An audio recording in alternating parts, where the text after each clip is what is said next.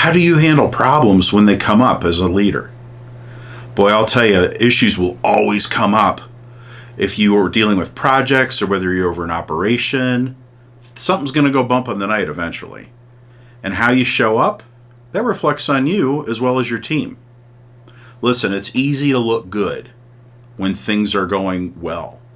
And if things don't go well, it's really easy to not look so good. So when things go wrong, you really want to focus on 3 questions. What happened? What are you doing about it? And by when?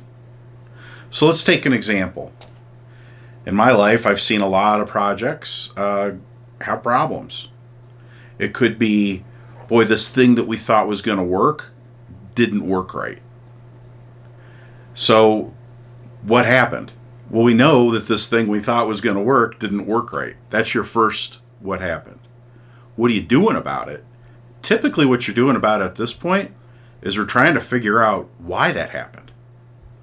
And that's perfectly fine. It could be, a software system, something broke down. It could be somebody did something, whatever. But you also, just as important as those first 2, need to answer, when are you going to figure out what went wrong? So set a date. By end of day, we need 48 hours. Whatever it is, it's more important that you have a time frame that you're working to hit than necessarily what that time frame is. Of course, it needs to be reasonable. But set that out there. And then you've got to communicate the answers to those 3 questions, to the people who are affected. And you also have to communicate that to the people who are helping you figure out what's going on so that everybody's marching to the same drum. Once you figured out what happened, let's say in our case, somebody forgot to do something. Okay, that's what happened. Joe forgot to do this, this critical task. What are we going to do about it? Well, Joe's been doing it that way for years, and all of a sudden it didn't work.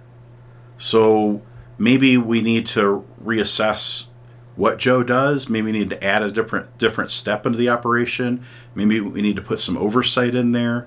Maybe we need to introduce a checklist. Whatever it is, what are you going to do about it? And by when? So we're going to put some oversight in, or maybe we're going to get Joe some additional help from Sue. And we're going to put that process in place by the end of the week, by the end of the month. Whatever makes sense as far as the time frames go. But this shows your leadership, your customers, your clients, and your team that you're on top of it. You've got a plan, and you're methodically working through it. I hope this helps. Thank you for watching. Catch you next time.